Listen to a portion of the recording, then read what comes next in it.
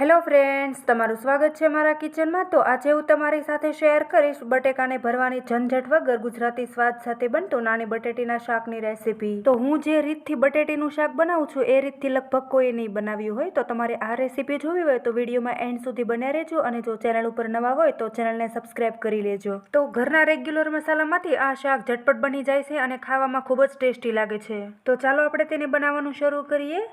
તો સૌથી પહેલાં આપણે બટેટીનું શાક બનાવવા માટે અહીંયા આપણે જે ઝીણી બટેટી આવે છે તે લઈ લીધી છે। તો અહીંયા આપણે ભૂંગળા બટેકામાં જે બટેટી વાપરીએ એ જ બટેટી લઈ લેવાની છે। તો અહીંયા આપણે બટેટીને 2-3 પાણી વડે ધોઈ લેશું, જેથી કરીને બટેટી ઉપર માટી ચોંટી હોય તે સારી રીતે નીકળી જાય। અને જો નવા બટેટા હશે તો એની છાલ પણ ઇઝીલી નીકળી જશે। તો તમે જોઈ શકો છો કે મેં અહીંયા બટેટીને સરસ એવી ધોઈ લીધી છે। અને જો આ સમયે તમને બટેટી બહુ વધારે પડતી મોટી લાગતી હોય તો આપણે તેના 2 ટુકડા કરી લઈશું, જેથી કરીને આપણી બધી બટેટી એકદમ સેમ સાઇઝની થઈ જાય। તો તમે જોઈ શકો છો કે મેં અહીંયા જે મોટી સાઇઝની બટેટી હતી એને આ રીતના ચાકુની મદદથી 2 ટુકડા કરીને તૈયાર કરી લીધી છે।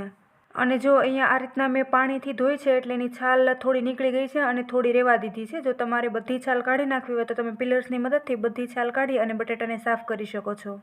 તો તમે જોઈ શકો છો કે અહીંયા આપણી બટેટી સરસ એવી રેડી થઈ ગઈ છે। હવે આપણે બટેટીના વઘાર માટે એક કુકર લઈ લઈશું।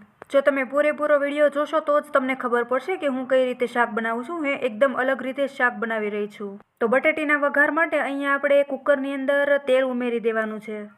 તેલ આપણું ગરમ થઈ જાય ત્યાર પછી આપણે રાઈ ઉમેરી દઈશું અને જીરું ઉમેરી દઈશું। ત્યાર પછી આપણે હિંગ ઉમેરી દેવાની છે। આ બધી વસ્તુને સારી રીતે ફૂટવા દઈ અને આપણે તેની અંદર 2-3 મરચાંના ટુકડા ઉમેરી દઈશું અને 4-5 લસણની કળીઓ કટ કરેલી ઉમેરી દઈશું। ત્યાર પછી આપણે અહીંયા બટેટીને કટ કરીને રાખી હતી એને પણ આપણે ઉમેરી દેવાની છે। તો જો ફ્રેન્ડ્સ, અહીંયા આપણે બટેટાને કટ કરતી વખતે આપણે જે રેગ્યુલર કટકા કરીએ છીએ એ રીતે કટકા બિલકુલ નથી કરવાના। આ રીતે આપણે 2 ભાગ કરી લેવાના છે। અને જો નાની બટેટી હોય તો એને બિલકુલ કટ નથી કરવાની। જો તમે આ રીતે બટેટીનું શાક કરશો ને તો પંજાબી શાકને ટક્કર મારે ને એવું ટેસ્ટી આ શાક બને છે। તો અહીંયા આપણે પહેલાં કોઈ પણ જાતના મસાલા નથી એડ કરવાના। અહીંયા આપણે બટેટીને એમનામ જ પહેલાં હલાવી લેવાની છે। તો અહીંયા બટેટીના વઘાર કર્યા પછી આ રીતના આપણે 2-3 મિનિટ એમનામ જ ચડવા દેવાની છે, જેમ આપણે ચૂલા ઉપર શાકને ધીમા તાપે ચડવા દઈએ ને એ જ રીતે બિલકુલ। તો તમે જોઈ શકો છો કે અહીંયા આપણી બટેટી સરસ એવી ફ્રાય થઈ ગઈ છે। હવે આપણે તેની અંદર મસાલા કરી લઈએ। હળદર ઉમેરી દઈશું, અને જો આ સમયે આપણું શાક નીચે થોડું દાજી જતું હોય તો થોડું આપણે પાણી ઉમેરી દેવાનું છે, અને ગેસની ફ્લેમ આપણે બિલકુલ લો કરી દઈશું। તો હવે આપણે તેની અંદર સ્વાદ પ્રમાણે મીઠું ઉમેરી દેવાનું છે। અને જો આ સમયે તમારે બીજા કોઈ પણ મસાલા યુઝ કરવા હોય તો તમે કરી શકો છો। અને આપણે અહીંયા સારી રીતે હલાવી અને મિક્સ કરી લેવાનું છે। તો હું અહીંયા કોઈ પણ જાતના મસાલાનો ઉપયોગ કરતી નથી, તો પણ આપણું શાક એકદમ ટેસ્ટી જ બનશે।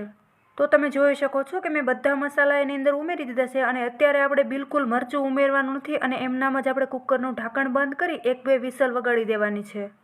અને શાકને વઘાર કરતી વખતે આપણે બિલકુલ ઓછું પાણી ઉમેરવાનું છે, અને એમનામ જ આપણે ચૂલા પર જેમ ચડવા દઈએ એ જ રીતે બિલકુલ બટેકાને ચડવી લેવાના છે। તો તમે જોઈ શકો છો કે અહીંયા 1-2 વિસલ વાગી ગઈ છે અને બટેટા આ રીતના દેખાઈ રહ્યા છે। તો હવે આપણે કુકરને ગેસ પરથી ઉતારી લઈશું અને એક કડાઈમાં આપણે ફરી વખત વઘાર કરી લેવાનો છે। જો આપણે પહેલાં વઘાર કર્યો હતો એટલે આપણે બીજી વખત બિલકુલ તેલનો ઉપયોગ ઓછો કરવાનો છે। તો જુઓ ફ્રેન્ડ્સ, બટેટીના વઘાર માટે અહીંયા મેં 2-3 ચમચી જેટલું તેલ લઈ લીધું છે, અને તેલ આપણું સરસ ગરમ થઈ જાય ત્યાર પછી આપણે તેની અંદર જીરું અને હિંગ ઉમેરી દેવાનું છે।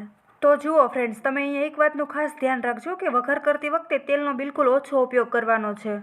તો હવે અહીંયા 8-10 નંગ મીઠા લીમડાના પાન ઉમેરી દઈશું। અને બીજું અગત્યની વસ્તુ જે છે એ મરચાંની જે ચટણી છે એને આ રીતના આપણે પાણીની અંદર ઓગાળી અને પછી મિક્સ કરી લેવાની છે। તો તેને પણ આપણે વઘારની અંદર ઉમેરી દઈશું અને આ રીતના ચમચાની મદદથી સારી રીતે હલાવી અને મિક્સ કરી લેશું। અને જો અહીંયા આપણે તરત જ પાણી નથી ઉમેરી દેવાનું। અહીંયા આ રીતના જે મરચું જે છે એને તેલની અંદર સારી રીતે ગરમ થઈ જાય ત્યાર પછી આપણે પાણી ઉમેરી દેવાનું છે। પાણી ઉમેરી આ રીતના ચમચાની મદદથી સારી રીતે મિક્સ કરી લેશું અને થોડી વાર માટે આને ઉકળવા માટે રાખી દેવાનું છે। તો અહીંયા આપણે બટેટીના શાકનો રસો જલ્દી ઉકળી જાય એના માટે ગેસની ફ્લેમ આપણે હાઈ કરી દઈશું। તો તમે જોઈ શકો છો કે રસો પણ સરસ રીતે ઉકળીને રેડી થઈ ગયો છે। હવે અહીંયા આપણે રેડી કરેલી બટેટીને પણ રસાની અંદર ઉમેરી દેવાની છે, અને આ સમયે ગેસની ફ્લેમ આપણે હાઈ જ રાખી દેવાની છે, એટલે આપણો રસો એકદમ જલ્દી ઘટ્ટ થઈ જાય।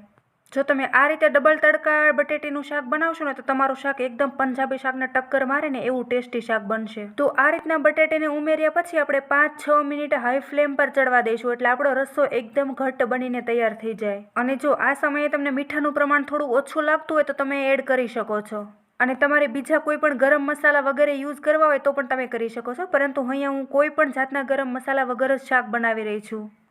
જો તમારે મારી રીતે બટાટીનું શાક બનાવવું હોય તો વિડીયોને બિલકુલ સ્કીપ નહીં કરતા, વિડીયોને પૂરો જોજો તો જ તમને ખબર પડશે. અને જો આપણે ઘરમાં કોઈ પણ જાતના શાકભાજી ના હોય તો તમે બટેટા તો હોય જ છે, એટલે આ રીતના તમે બટેટીનું શાક બનાવીને રેડી કરી શકો છો. અને જો તમને એવું થાય કે ઘરમાં બટેટી નથી અને મોટી સાઇઝના બટેટા છે એને તો બટેટી સાઇઝના કટ કરી અને તમે શાક બનાવી શકો છો. તો તૈયાર છે ગરમા ગરમ ગુજરાતી ઘરોમાં બનતું કાઠિયાવાડી સ્વાદ સાથે બટેટીનું શાક. આ ગુજરાતી સ્વાદ સાથે શાકને તમે રોટલી, રોટલા, ભાખરી અથવા તો પરાઠા સાથે તમે ખાઈ શકો છો. અને જો તમને અમારી આ નવી રીતે બટેટીના શાકની રેસિપી ગમી હોય તો ફ્રેન્ડ્સ, ફેસબુક અને વોટ્સએપમાં શેર કરવાનું બિલકુલ નહીં ભૂલતા. અને જો તમને અમારી આ બટેટીના શાકની રેસિપી પસંદ આવી હોય તો કમેન્ટ બોક્સમાં એક પ્યારી સી કમેન્ટ જરૂરથી કરજો. ફરી મળીશું એક નવા જ વિડીયો સાથે. Thanks for watching my video.